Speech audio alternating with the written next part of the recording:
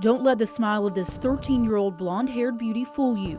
Behind closed doors, she says life at home with stepfather number 2 of 7 was a living hell. My stepfather had held a loaded gun to my head, to my siblings' head. It was kind of like we were, just made to clean up their messes all the time. Her rocky family life came to a head one night in a fight with her mom. It was a night that would change the course of her life forever. I was 14 when she asked me, but she didn't ask me, she told me, you just need to get out. She left home with the clothes on her back, staying at friends' houses until she ran out of excuses for not going home. I was so scared of going back there. I didn't want to go back there. It was a bad life. In Tampa, their bathrooms and their gas stations are like outside. You don't have to ask anybody for a key. So I just stayed in the bathroom.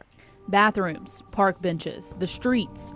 Wherever she could find a place to sleep, she would. A frightening life for a 14-year-old girl, scared, hungry, and alone. Come across, him, he was just kind of like a, familiar face and someone who was willing to help. I saw it as help. And so I just went back to his house and I was willing to stay there. Lured by promises of protection and the father figure that had been missing in her life, she felt she had a new home. You have someone who's giving you meals and providing for just extremely basic needs. And so I don't have anything to give. I don't have a job. And so it was almost like I felt obligated. So she paid her debt with the only thing she felt she had to offer, her body. At a certain point, I didn't feel like I was obligated. It was like I didn't feel like I had a choice. Eventually, she was told to have sex with others, passed around to different houses. I would kind of hear them talking about money being exchanged. For 2 years, she lived as a sex slave.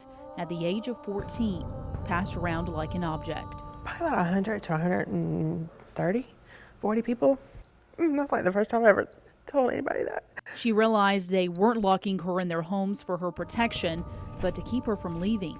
And for 2 years, she was too afraid to try, too afraid to fail.